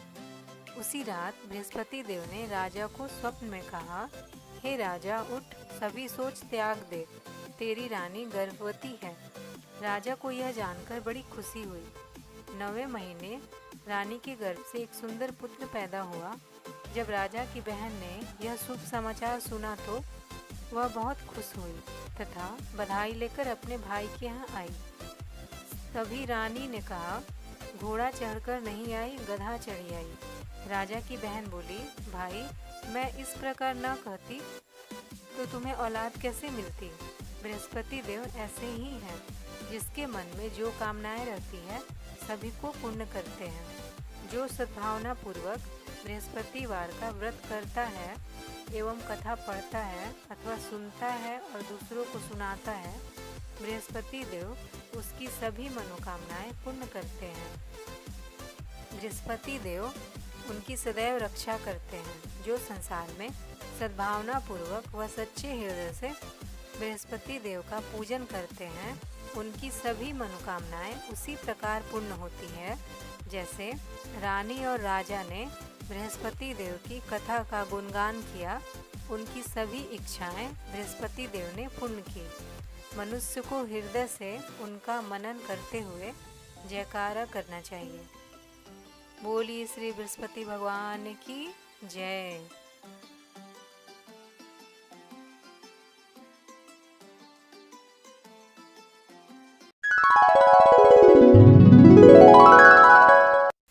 हेलो दोस्तों, आज की कहानी है रानी सत्यभामा की।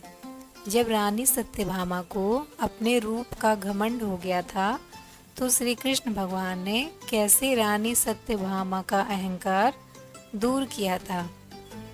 श्री कृष्ण भगवान द्वारिका में रानी सत्यभामा के साथ सिंहासन पर विराजमान थे। निकट ही गरुड़ और सुदर्शन चक्र भी बैठे हुए थे। तीनों के चेहरे पर दिव्य तेज झलक रहा था। बातों ही बातों में रानी सत्यभामा ने श्री कृष्ण से पूछा कि हे प्रभु, आपने त्रेता युग में राम के रूप में अवतार लिया था। सीता आपकी पत्नी थी, क्या वे मुझसे भी ज्यादा सुंदर थी? द्वारिकाधीश समझ गए कि सत्यभामा को अपने रूप का अभिमान हो गया है।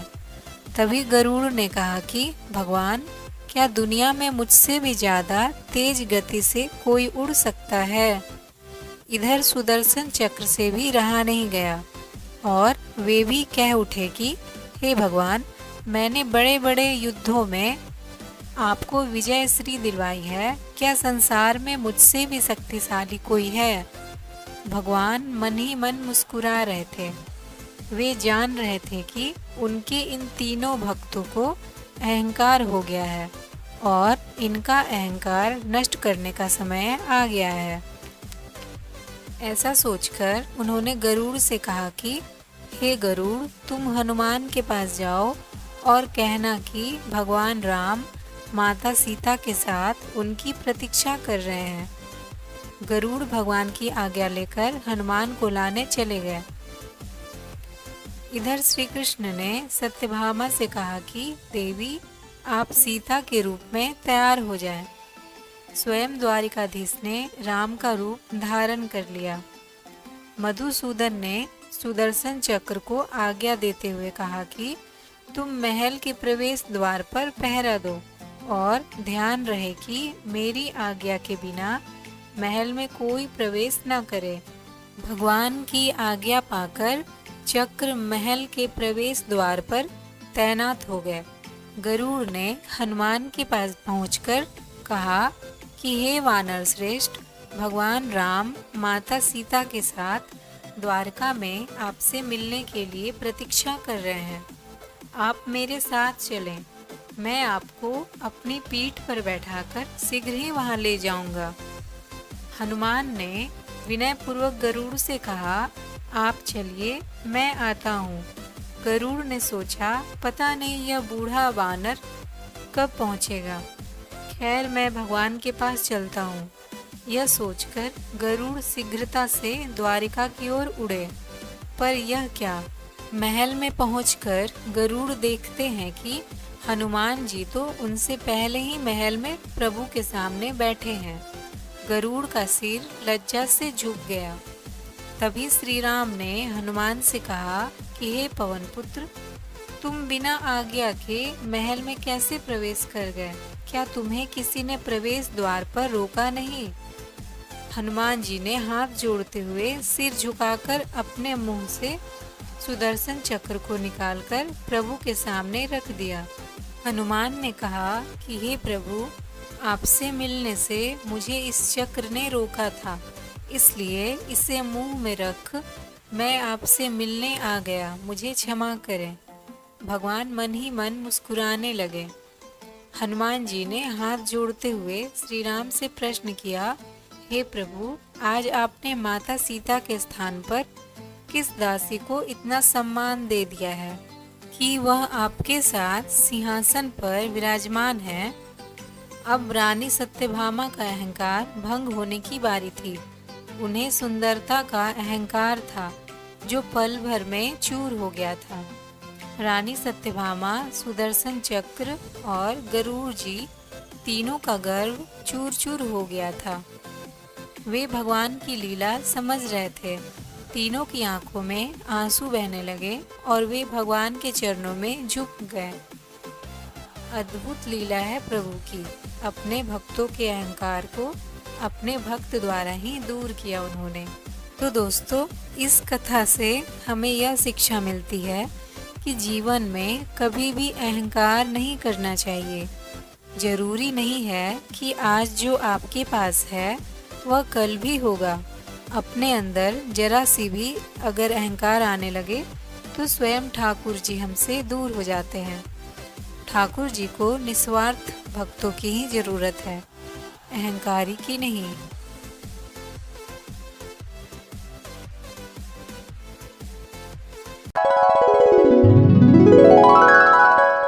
एक बार भगवान विष्णु जी शेषनाग पर बैठे बैठे बोर हो गए और उन्होंने धरती पर घूमने का विचार मन में किया। वैसे भी कई साल बीत गए थे, धरती पर आए और वह अपनी यात्रा की तैयारी में लग गए। स्वामी को तैयार होता देखकर लक्ष्मी माँ ने पूछा, आज सुबह सुबह कहाँ जाने की तैयारी हो रही है? विष्णु जी ने कहा कि हे लक्ष्मी, मैं धरती लोक पर घूमने जा रहा हूँ। कुछ सोचकर लक्ष्मी माँ ने कहा, हे देव, क्या मैं भी आपके साथ चल सकती हूँ? भगवान विष्णु ने 2 पल सोचा, फिर कहा, एक शर्त पर। तुम मेरे साथ चल सकती हो। तुम धरती पर पहुंचकर उत्तर दिशा की ओर बिल्कुल मत देखना।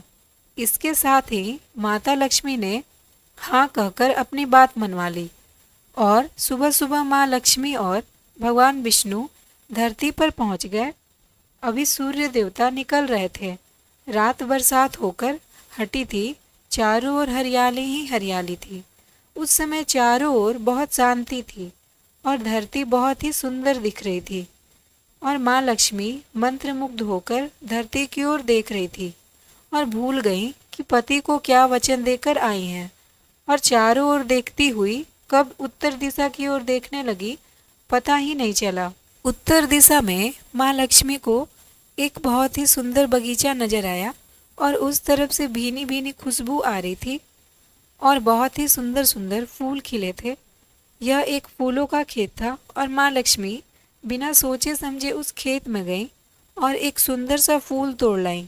लेकिन यह क्या, जब माँ लक्ष्मी भगवान विष्णु के पास वापस आई तो भगवान विष्णु की आंखों में आंसू थे और भगवान विष्णु ने माँ लक्ष्मी को कहा कि कभी भी किसी से बिना पूछे उसका कुछ भी नहीं लेना चाहिए और साथ ही अपना वचन भी याद दिलाया। माँ लक्ष्मी को अपनी भूल का पता चला तो उन्होंने भगवान विष्णु से इस भूल की माफ़ी मांगी। तो भगवान विष्णु ने कहा कि जो तुमने भूल की है उसकी सज़ा तो तुम्हें ज़रूर मिलेगी। जिस माली के खेत में तुमने बिना पूछे फूल तोड़ा है यह एक प्रकार की चोरी है, इसलिए अब तुम 3 साल तक माली के घर नौकर बनकर रहो। उसके बाद मैं तुम्हें वैकुंठ में वापस बुलाऊंगा। माँ लक्ष्मी ने चुपचाप सिर झुकाकर हाँ कर दी और माँ लक्ष्मी एक गरीब औरत का रूप धारण करके उस खेत के मालिक के घर गई। घर क्या, एक झोपड़ा था और मालिक का नाम माधव था। माधव की बीवी, 2 बेटे और 3 बेटियां थी। सभी उस छोटे से खेत में काम करके किसी तरह गुजारा करते थे। माँ लक्ष्मी जब एक साधारण और गरीब औरत बनकर जब माधव के झोपड़े पर गई तो माधव ने पूछा, बहन तुम कौन हो और इस समय तुम्हें क्या चाहिए? तब माँ लक्ष्मी ने कहा, मैं एक गरीब औरत हूँ, मेरी देखभाल करने वाला कोई नहीं। मैंने कई दिनों से खाना भी नहीं खाया। मुझे कोई भी काम दे दो, घर का काम भी कर दिया करूँगी। बस मुझे अपने घर में एक कोने में आसरा दे दो। माधव बहुत ही अच्छे दिल का मालिक था। उससे दया आ गई, लेकिन उसने कहा, बहन मैं तो बहुत ही गरीब हूँ। मेरी कमाई से मेरे घर का खर्च मुश्किल से चलता है, लेकिन अगर मेरी 3 की जगह 4 बेटियाँ होती तो उसी में गुजारा करना था। अगर तुम मेरी बेटी बनकर जैसा रूखा सूखा हम खाते हैं उसी में खुश रह सकती हो तो बेटी अंदर आ जाओ। माधव ने माँ लक्ष्मी को अपने झोपड़े में शरण दे दी और माँ लक्ष्मी 3 साल उस माधव के घर पर नौकरानी बनकर रही। जिस दिन माँ लक्ष्मी माधव के घर आई थी उसके दूसरे दिन ही माधव को इतनी आमदनी हुई फूलों से कि शाम को एक गाय खरीद ली। फिर धीरे धीरे माधव ने काफ़ी ज़मीन खरीद लिए और सबने अच्छे अच्छे कपड़े भी बनवा लिए और फिर एक बड़ा पक्का घर भी बनवा लिया। बेटियों और बीबी ने गहने भी बनवा लिए और अब मकान भी बहुत बड़ा बनवा लिया था।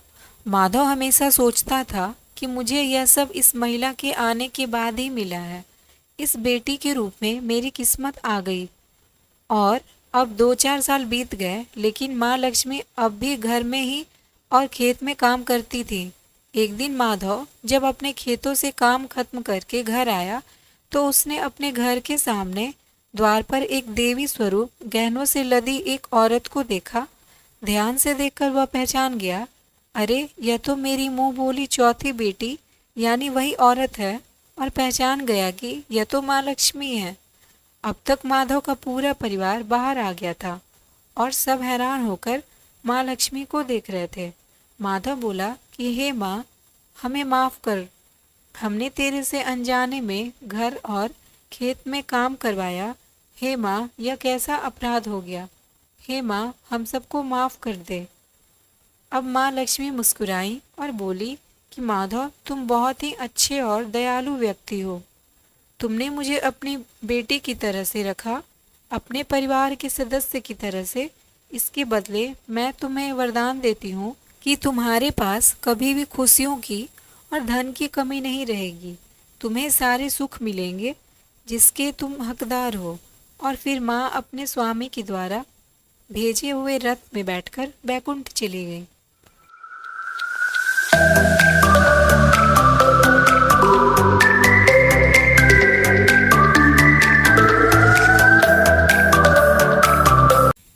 एक बार भगवान शंकर के अंशभूत महर्षि दुर्वासा पृथ्वी पर विचर कर रहे थे। घूमते घूमते वे एक मनोहर वन में गए। वहाँ एक विद्याधर सुंदरी हाथ में पारिजात पुष्पों की माला लिए खड़ी थी। वह माला दिव्य पुष्पों की बनी थी। उसकी दिव्य गंध से समस्त वन प्रांत सुवासित हो रहा था। दुर्वासा ने विद्याधरी से वह मनोहर माला मांगी। विद्याधरी ने उन्हें आदर पूर्वक प्रणाम करके वह माला दे दी। माला लेकर उन्मत्त वेशधारी मुनि ने अपने मस्तक पर डाल ली और पुनः पृथ्वी पर भ्रमण करने लगे। इसी समय मुनि को देवराज इंद्र दिखाई दिए, जो मतवाले ऐरावत पर चढ़कर आ रहे थे। उनके साथ बहुत से देवता भी थे। मुनि ने अपने मस्तक पर पड़ी माला उतार कर हाथ में ले ली। उसके ऊपर भौरे गुंजार कर रहे थे। जब देवराज समीप आए तो दुर्वासा ने पागलों की तरह वह माला उनके ऊपर फेंक दी। देवराज ने उसे ऐरावत के मस्तक पर डाल दिया और फिर ऐरावत ने उसकी तीव्र गंध से आकर्षित हो सूंड से माला उतार ली और सूंघ कर पृथ्वी पर फेंक दी। यह देख दुर्वासा क्रोध से जल उठे और देवराज इंद्र से इस प्रकार बोले कि अरे ओ इंद्र, ऐश्वर्य के घमंड से तेरा हृदय दूषित हो गया है। तुझ पर जड़ता छा रही है, तभी तो मेरी दी हुई माला का तूने आदर नहीं किया। वह माला नहीं, श्री लक्ष्मी जी का धाम थी। माला लेकर तूने प्रणाम तक नहीं किया, इसलिए तेरे अधिकार में स्थित तीनों लोकों की लक्ष्मी शीघ्र ही अदृश्य हो जाएंगी। यह श्राप सुनकर देवराज इंद्र घबरा गए और तुरंत ही ऐरावत से उतरकर मुनि के चरणों में पड़ गए। उन्होंने दुर्वासा को प्रसन्न करने की लाख चेष्टाएं की, किंतु महर्षि टस से मस न हुए। उल्टे इंद्र को फटकार कर वहां से चल दिए। इंद्र भी ऐरावत पर सवार हो अमरावती को लौट गए। तब से तीनों लोकों की लक्ष्मी नष्ट हो गई। इस प्रकार त्रिलोकी के श्रीहीन एवं सत्वरहित हो जाने पर दानवों ने देवताओं पर चढ़ाई कर दी। देवताओं में अब उत्साह कहाँ रह गया था, सबने हार मान ली। फिर सभी देवता ब्रह्मा जी की शरण में गए। ब्रह्मा जी ने उन्हें भगवान विष्णु की शरण में जाने की सलाह दी तथा सबके साथ वे स्वयं भी क्षीर सागर के उत्तर तट पर गए। वहां पहुंचकर ब्रह्मा आदि देवताओं ने बड़ी भक्ति से भगवान विष्णु का स्तवन किया। भगवान प्रसन्न होकर देवताओं के सम्मुख प्रकट हुए। उनका अनुपम तेजस्वी मंगलमय विग्रह देखकर देवताओं ने पुनः स्तवन किया। तत्पश्चात भगवान ने उन्हें क्षीर सागर को मथने की सलाह दी और कहा कि इससे अमृत प्रकट होगा। उसके पान करने से तुम सब लोग अजर अमर हो जाओगे, किंतु यह कार्य है बहुत दुष्कर। अतः तुम्हें दैत्यों को भी अपना साथी बना लेना चाहिए। मैं तो तुम्हारी सहायता करूंगा ही। भगवान की आज्ञा पाकर देवगण दैत्यों से संधि करके अमृत प्राप्ति के लिए प्रयास करने लगे। वे भांति भांति की औषधियाँ लाए और उन्हें क्षीर सागर में छोड़ दिया। फिर मंदराचल पर्वत को मथानी और वासुकी नागराज को नेति मतलब रस्सी बनाकर बड़े वेग से समुद्र मंथन का कार्य आरंभ किया। भगवान ने वासुकी की पूंछ की ओर देवताओं को और मुख की ओर दैत्यों को लगाया। मंथन करते समय वासुकी की निश्वास अग्नि से झुलसकर सभी दैत्य निस्तेज हो गए। और उसी निश्वास वायु से विक्षिप्त होकर बादल वासुकी की पूंछ की।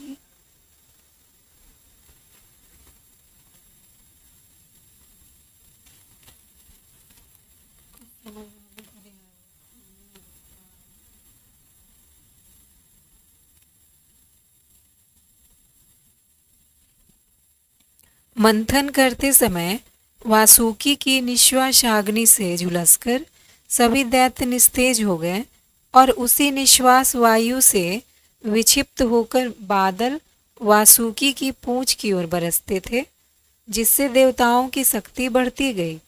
भक्तवत्सल भगवान विष्णु स्वयं कच्छप रूप धारण कर क्षीर सागर में घूमते हुए मंदराचल के आधार बने हुए थे। वे ही एक रूप से देवताओं में और एक रूप से दैत्यों में मिलकर नागराज को खींचने में भी सहायता देते थे, तथा एक अन्य विशाल रूप से जो देवताओं और दैत्यों को दिखाई नहीं देता था, उन्होंने मंदराचल को ऊपर से दबा रखा था। इसके साथ ही वे नागराज वासुकी में भी बल का संचार करते थे और देवताओं की भी शक्ति बढ़ा रहे थे। इस प्रकार मंथन करने पर क्षीर सागर से क्रमशः कामधेनु, वारुणी देवी, कल्पवृक्ष और अप्सराएं प्रकट हुई। इसके बाद चंद्रमा निकले, जिन्हें महादेव जी ने मस्तक पर धारण किया। फिर विष प्रकट हुआ, जिसे नागों ने चाट लिया। तदंतर अमृत का कलश हाथ में लिए धन्वंतरी का प्रादुर्भाव हुआ। इससे देवताओं और दानवों को भी बड़ी प्रसन्नता हुई। सबसे अंत में क्षीर समुद्र से भगवती लक्ष्मी देवी प्रकट हुई। वे खिले हुए कमल के आसन पर विराजमान थी। उनके अंगों की दिव्य कांति सब ओर प्रकाशित हो रही थी। उनके हाथ में कमल शोभा पा रहा था। उनका दर्शन कर देवता और महर्षिगण प्रसन्न हो गए। उन्होंने वैदिक श्रीयुक्त का पाठ करके लक्ष्मी देवी का स्तवन करके दिव्य वस्त्राभूषण अर्पित किए। वे उन दिव्य वस्त्राभूषणों से विभूषित होकर सबके देखते देखते अपने सनातन स्वामी श्री विष्णु भगवान के वक्षस्थल में चली गई। भगवान को लक्ष्मी जी के साथ देखकर देवता प्रसन्न हो गए। दैत्यों को बड़ी निराशा हुई। उन्होंने धन्वंतरी के हाथ से अमृत का कलश छीन लिया, किंतु भगवान ने मोहिनी स्त्री के रूप से उन्हें अपनी माया द्वारा मोहित करके सारा अमृत देवताओं को ही पिला दिया। तदंतर इंद्र ने बड़ी विनय और भक्ति के साथ श्री लक्ष्मी जी से प्रार्थना की और श्री लक्ष्मी जी ने देवताओं को मनवांछित वरदान दिया। इसी दिन समुद्र मंथन के समय क्षीर सागर से लक्ष्मी जी प्रकट हुई थी और भगवान विष्णु को अपना पति स्वीकार किया था।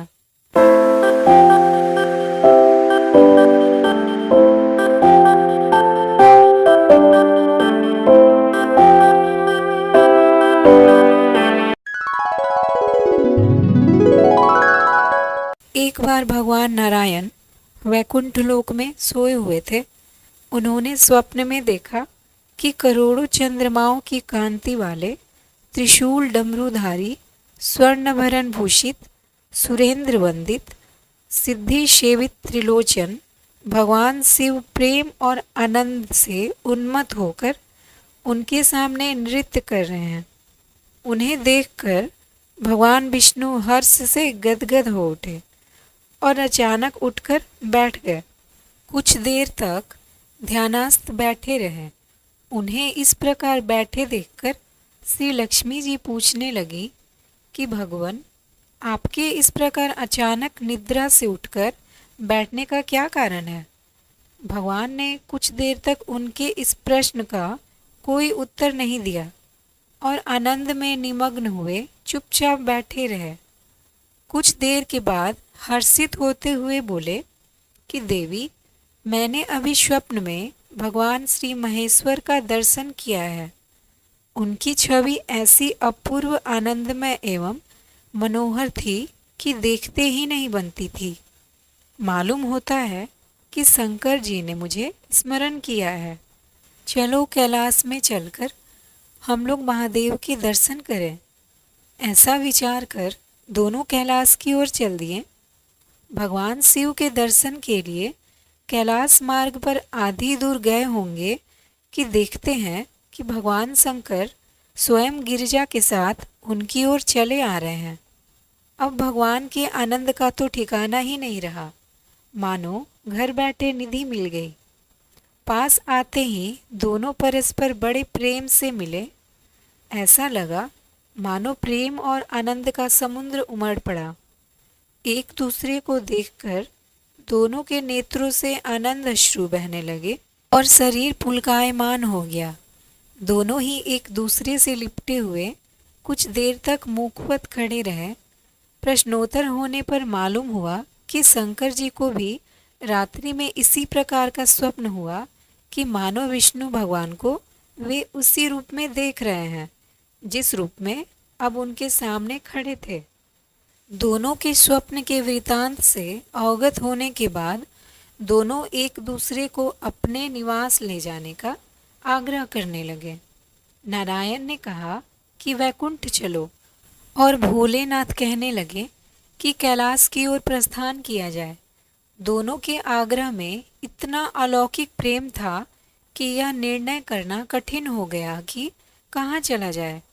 इतने में ही क्या देखते हैं कि वीणा बजाते हरि गुण गाते नारद जी कहीं से आ निकले। बस फिर क्या था, लगे दोनों उनसे निर्णय कराने की कहाँ चला जाए। बेचारे नारद जी तो स्वयं परेशान थे उस अलौकिक मिलन को देखकर। वे तो स्वयं अपनी सुध-बुध भूल गए और लगे मस्त होकर दोनों का गुणगान करने। अब निर्णय कौन करे। अंत में यह तय हुआ कि भगवती उमा जो कह दे वही ठीक है। भगवती उमा पहले तो कुछ देर चुप रही। अंत में वे दोनों की ओर मुख करते हुए बोली कि हे नाथ, हे नारायण, आप लोगों के निश्चल अनन्य एवं अलौकिक प्रेम को देखकर तो यही समझ में आता है कि आपके निवास अलग अलग नहीं है। जो कैलाश है वही वैकुंठ है और जो वैकुंठ है वही कैलाश है। केवल नाम में ही भेद है। यही नहीं, मुझे तो ऐसा प्रतीत होता है कि आपकी आत्मा भी एक ही है, केवल शरीर देखने में दो है। और तो और मुझे तो स्पष्ट लग रहा है कि आपकी भार्याएं भी एक ही है। जो मैं हूँ वही लक्ष्मी है और जो लक्ष्मी है वही मैं हूँ। केवल इतना ही नहीं, मेरी तो अब यह दृढ़ धारणा हो गई है कि आप लोगों में से एक के प्रति जो द्वेष करता है वह मानो दूसरे के प्रति ही करता है। एक की जो पूजा करता है वह मानो दूसरे की भी पूजा करता है। मैं तो तय समझती हूँ कि आप दोनों में जो भेद मानता है उसका चिरकाल तक घोर पतन होता है। मैं देखती हूँ कि आप मुझे इस प्रसंग में अपना मध्यस्थ बनाकर मानो मेरी प्रवंचना कर रहे हैं, मुझे असमंजस में डाल रहे हैं। अब मेरी यह प्रार्थना है कि आप लोग दोनों ही अपने अपने लोक को पधारिए। श्री विष्णु यह समझें कि हम शिव रूप में वैकुंठ जा रहे हैं और महेश्वर यह माने कि हम विष्णु रूप में कैलाश गमन कर रहे हैं। इस उत्तर को सुनकर दोनों परम प्रसन्न हुए और भगवती उमा की प्रशंसा करते हुए दोनों ने एक दूसरे को प्रणाम किया और अत्यंत हर्षित होकर अपने अपने लोक को प्रस्थान किए। लौटकर जब श्री विष्णु बैकुंठ पहुँचे तो श्री लक्ष्मी जी ने उनसे प्रश्न किया कि हे प्रभु, आपको सबसे अधिक प्रिय कौन है। भगवान बोले, प्रिय, मेरी प्रियतम केवल श्री शंकर हैं। देहधारियों को अपने देह की भांति वे मुझे अकारण ही प्रिय हैं। एक बार मैं और श्री शंकर दोनों पृथ्वी पर घूमने निकले। मैं अपने प्रियतम की खोज में इस आशय से निकला कि मेरी ही तरह जो अपने प्रियतम की खोज में देश देशांतर में भटक रहा होगा वही मुझे अकारण प्रिय होगा। थोड़ी देर के बाद मेरी श्री शंकर जी से भेंट हो गई। वास्तव में मैं ही जनार्दन हूँ और मैं ही महादेव हूँ। अलग अलग दो घड़ों में रखे हुए जल की भांति मुझ में और उनमें कोई अंतर नहीं है। शंकर जी के अतिरिक्त शिव की चर्चा करने वाला शिव भक्त भी मुझे अत्यंत प्रिय है। इसके विपरीत जो शिव की पूजा नहीं करते वे मुझे कदापि प्रिय नहीं हो सकते। तो दोस्तों, इस तरह जो शिव की पूजा करता है वह वैकुंठवासी विष्णु को भी स्वीकार है, और जो श्री विष्णु की वंदना करता है वह त्रिपुरारी को भी मना लेता है।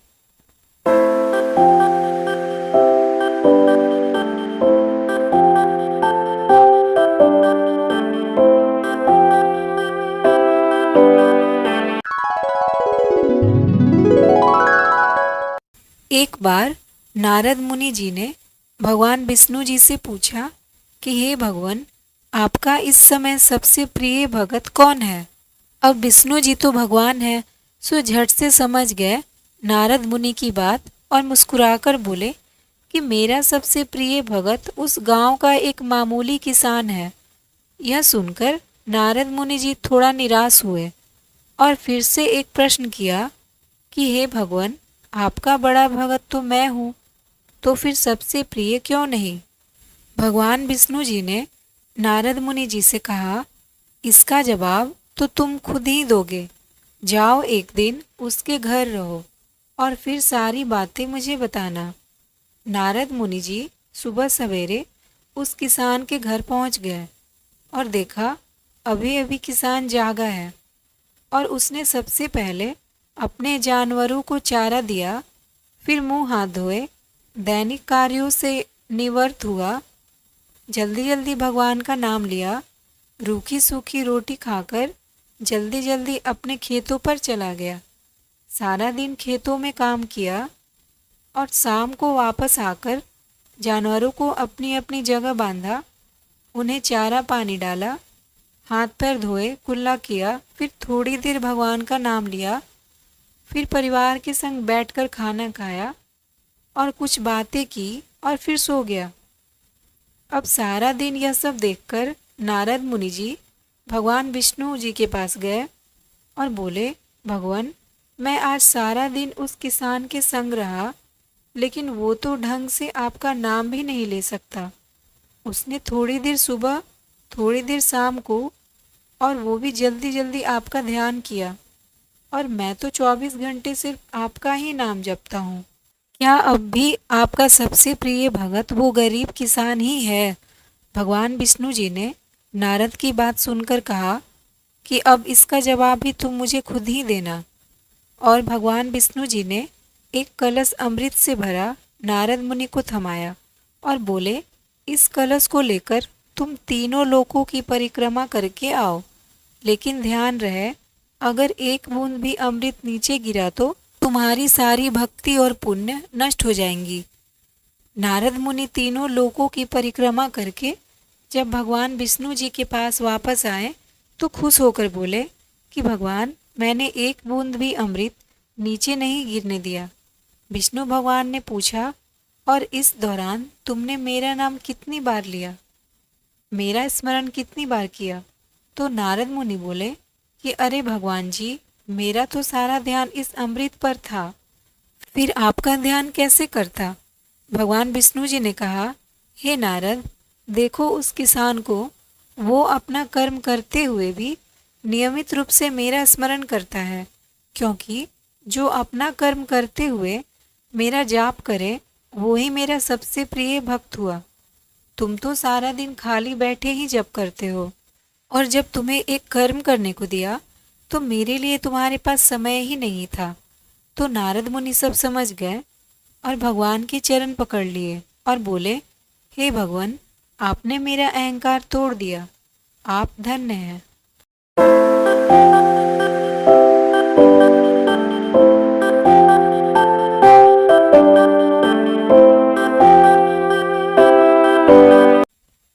कुबेर तीनों लोकों में सबसे धनी थे।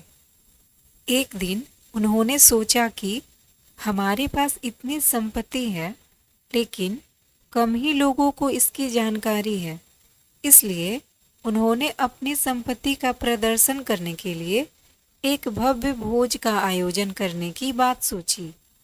उसमें तीनों लोकों के सभी देवताओं को आमंत्रित किया गया।